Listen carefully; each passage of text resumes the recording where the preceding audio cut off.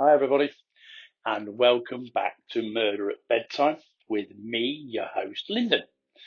Now, as I always say, if you are a returning listener, then I thank you. You are awesome. Without you, there is no show, and I hope I can keep you entertained enough to want to keep coming back. If this is your first time here, thank you so much for coming to listen. I hope I can persuade you to return next time.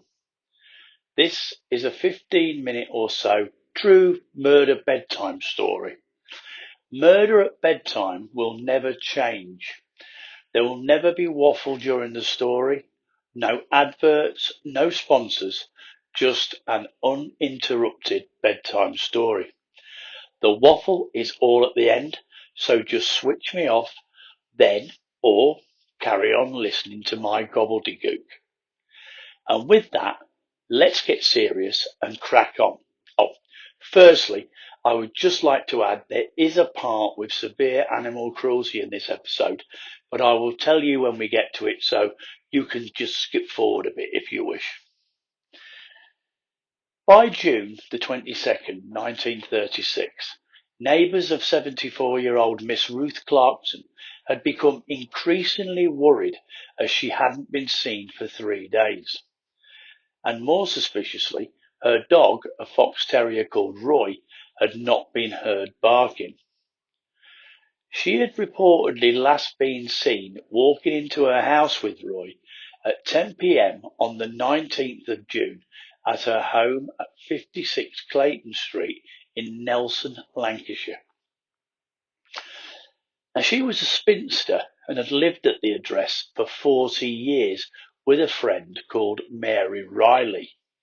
Now, when Mary died, she had left a lot of expensive Victorian jewellery to Ruth. But Ruth, in her own right, was already a very wealthy lady, owning quite a few properties in the town. Although to see her, you wouldn't believe it, as she walked round the town looking very much like a vagrant. She was known to keep herself to herself, but did go out sometimes to visit old friends. Eventually, on the 22nd, it was decided to inform the police. So police officers, Detective Superintendent Lineker and Detective Chief Inspector Fenton, called on 56 Clayton Street. The officers were unable to gain entry to the house, so neighbours told them that Ruth's niece, Edith Edmondson, had a key and lived locally. They went to fetch the key to the back door and gained entrance to the house. Now, the back door appeared to have been forced open, then relocked from the outside with a key. When they got inside, the two policemen were faced with an horrific sight. Miss Clarkson was lying covered in blood in what I'm sorry to say was a filthy hovel of a house. It was very, very dirty, with newspapers, bottles, cans, and pots everywhere.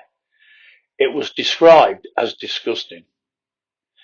Anyway, poor Miss Clarkson was found to have 17 terrible injuries to the face, and her head had been split open in several places. She had a lot of bruises on her arm where she had tried to defend herself, and it was clear Ruth had put up a fight. There were blood splatters on the walls and ceiling. Close to her lay a heavy tyre lever covered in blood, a section of iron railing the same, and a blood-stained plank of wood, which made the detectives think the killer had been enjoying himself so much that he switched weapons to batter her to death. But upstairs was something else, just as horrific. Now, I did say I would warn any animal lovers who this might upset, because it is horrible. So this is the time to skip forward a bit. In Ruth's bedroom, her dog Roy had been hanged by his neck to the bedpost by a length of twine, so his feet were just off the floor, causing slow strangulation. He had been kicked hard in the ribs and was already covered in maggots. Lineker and Fenton already had a suspect, as it had been reported to them that a petty criminal known to them had been pawning Victorian jewellery in the last couple of days locally. The man in question was 23-year-old Max Meyer Haslam. Now, Max Meyer Haslam in the 1930s was classed as a dwarf, as was anyone under 4'10". So Max, measuring 4'7", and there are some reports he was smaller than that, was classified as one. Anyway, I don't in any way want to offend people of restricted growth, so I shan't use the term anymore in this story. We don't know too much about Max in his early years, but we do know that he was born with a crippling bone disease that not only restricted his growth, but prevented him from walking until he was 9 years old. Anyway, life was hard for people of restricted growth in the 1930s in Britain, and to be honest, I have no idea if it's any better now. They were treated as inferior, so would have been neglected in education, and most probably the only jobs open to them would be in entertainment and low-paid, unskilled work. So it's not surprising that some of them turn to crime. But there is crime, and there is crime, and this was a heinous one. Now, Max was found on the same day and arrested on Pendle Street in the company of another shady character called Thomas Barlow.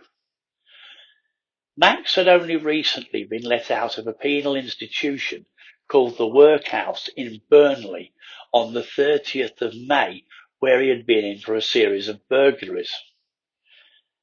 When Max was searched at the police station, he was found to have items of Victorian jewellery on his person, and also a key of the type from Ruth's back door.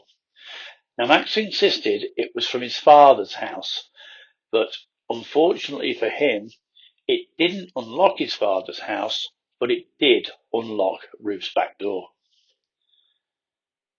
Max Meyer Haslam was charged with the murder of Ruth Clarkson, and he spent several months in prison awaiting his trial in Manchester, which started on December the 8th, 1936.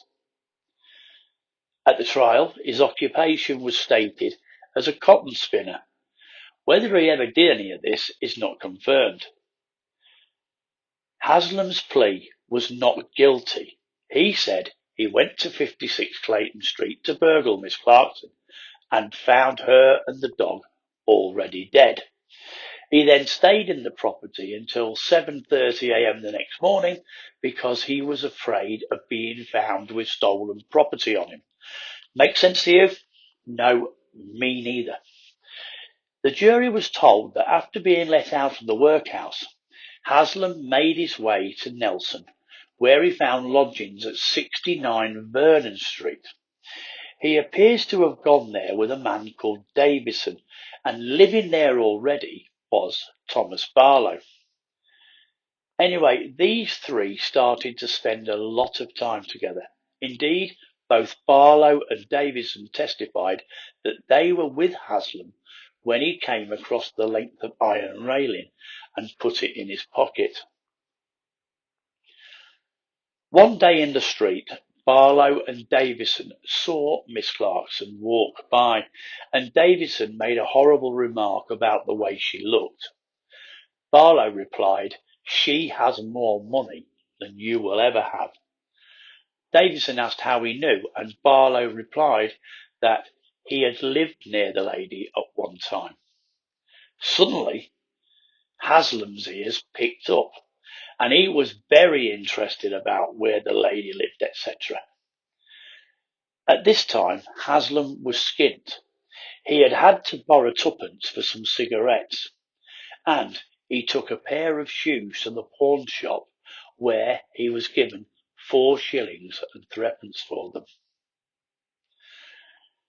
He got Barlow to show him where Ruth lived, and on the way back to their lodgings, he went into Hebden's cycle store and bought a heavy tyre lever for 1 shilling and sixpence.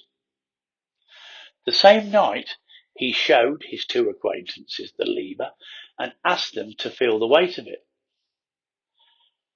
On Thursday, June the 18th, Haslam was seen sharpening the tyre lever on the doorstep of his lodgings.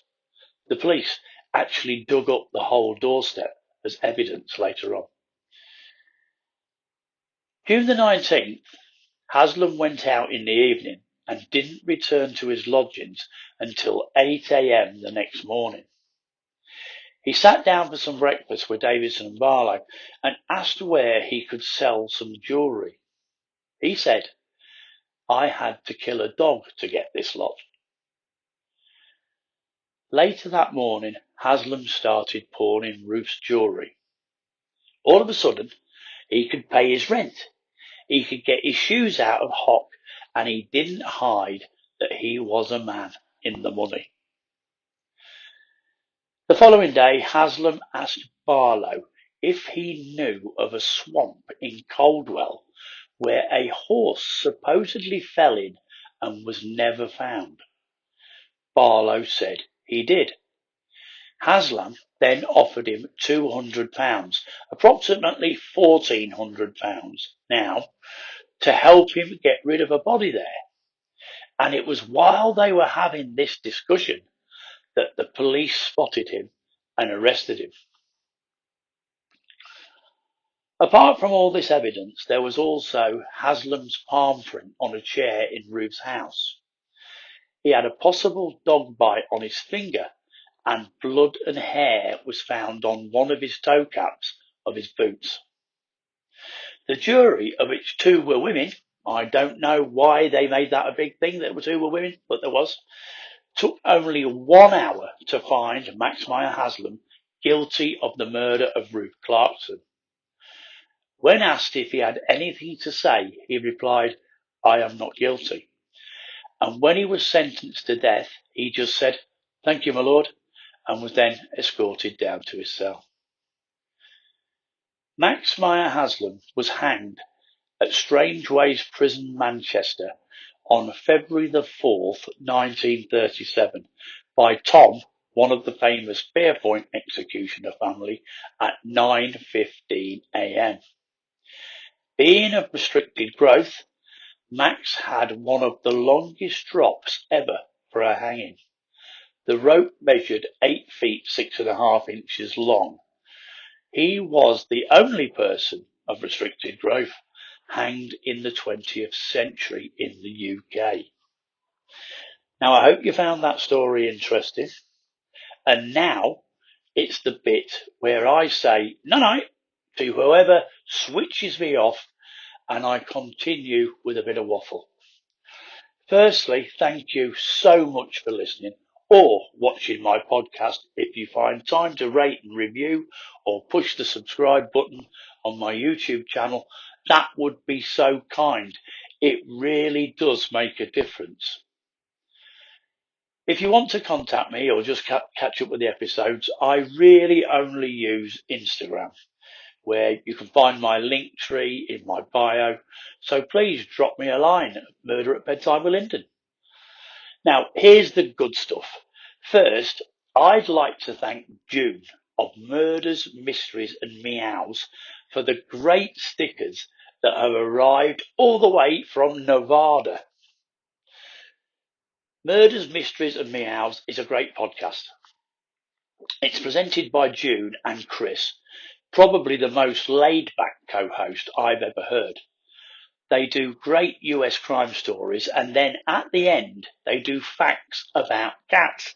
Now, I don't own a cat due to allergies, but I find myself really loving the cat bit at the end. So please give them a listen.